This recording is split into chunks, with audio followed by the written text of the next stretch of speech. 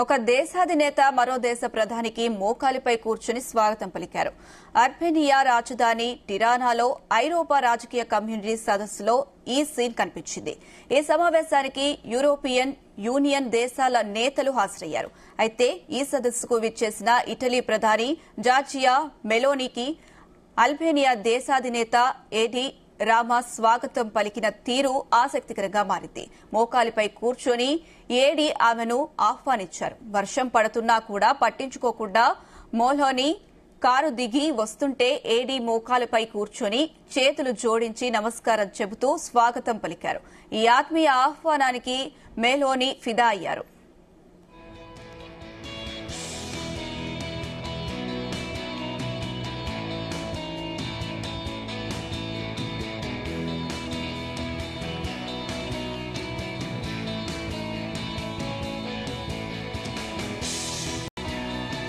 Meloni తన Italian sister అని చెప్పే ఏడి రామా ఆమె ఎప్పుడు కనిపించినా సరే ఇలాగే పలకరిస్తారు.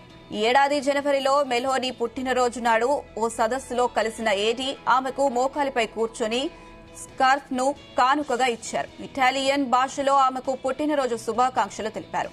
అప్పుడు కూడా వీరి వీడియో నెట్టింట తెగ చక్కర్లు కొట్టింది.